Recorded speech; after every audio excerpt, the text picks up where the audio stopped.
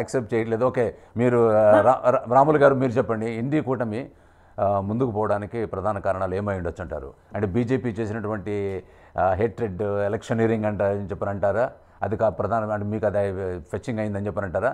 లేకపోతే వారు చెప్పినట్టుగా ఏది మీరు కొన్ని పథకాలు ప్రకటించారు మేనిఫెస్టోలో పేదలకు పంచిపెడతామని చెప్పేసి దానివల్ల మీరు లాభం పొందారంటారా? అందరికీ నమస్కారం సార్. ప్రజా వ్యతిరేక విధానాల్లో బీజేపీ ప్రభుత్వం గత 4 సంవత్సరాల నుంచి తీసుకొస్తున్నది. ముఖ్యంగా రైతుల నల్ల చట్టాలు. రైతు ఈ దేశానికి అన్నం పెట్టే రైతును మేకులు కొట్టి రోడ్ల మీద ప్రజాస్వామ్యయుతంగా రాజ్యాంగ పద్ధతిలో ధర్నా చేస్తున్న రైతులను వారిని వాటర్ క్యాన్లతోన వాటర్ దానిలతోన కొట్టడం, మరి లాఠీ చార్జ్ చేయడం, కింద కూడా కూర్చోకుండా మేకులు కొట్టడం మరి చాలా దుర్మార్గమైనటువంటి పరిస్థితి అది.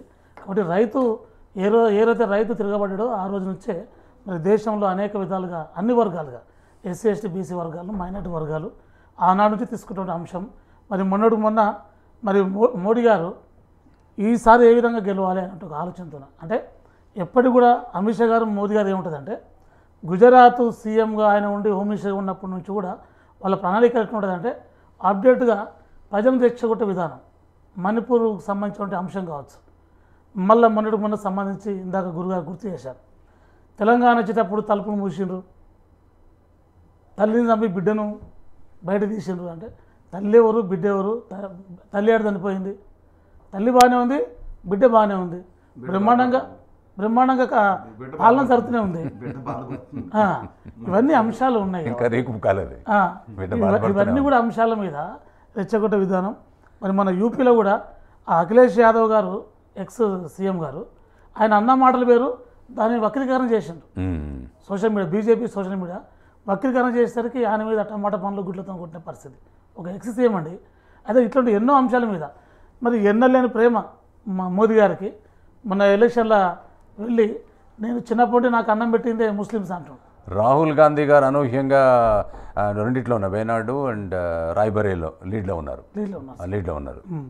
వారు చేసేటువంటి యాత్ర కావచ్చు, పాదయాత్ర కావచ్చు, ఒక మార్పుకు నాంది సార్ అన్ని వర్గాలు. రాయ్బరేలీలో చివరి వరకు ఆయన అభ్యర్థిత్వం ఖరారు కానే లేదు, అయినా కానీ చివరి నిమిషంలో అక్కడ ఫైనలైజ్ అయ్యి వేశారు.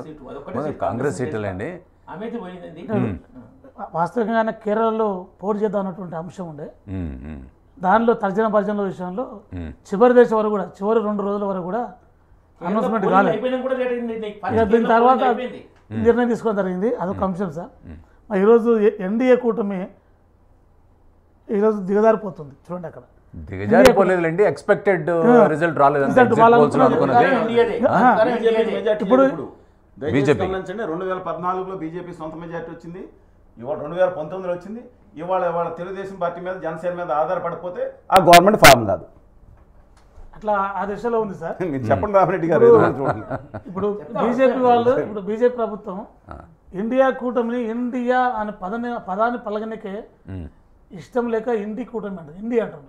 ఇండి యాగ తీసేసింది అంటే ఇంత దుర్మార్గం అండి. రాజ్యాంగం పదాన్ని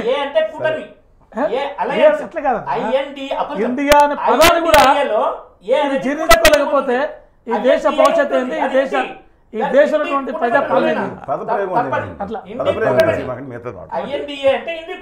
కాబట్టి ఇప్పుడు ఏ విషయం ఉన్నా కూడా మార్పుకు నాణ్యం అనేది కనిపిస్తుంది. Okay, wonderful. ఒక్క నిమిషం అండి మారయ్య గారు, మీరు చెప్పండి.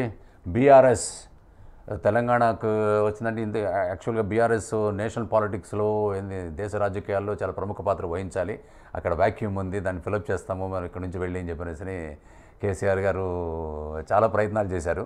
అటువంటిది ఆల్మోస్ట్ 17 సీట్లలో ఒక్క సీటుకే పరిమితం అవుతుంది. ఇప్పటి వరకు లీడ్ అది గెలుస్తుందా లేదని తర్వాత మనకు ట్రెండ్స్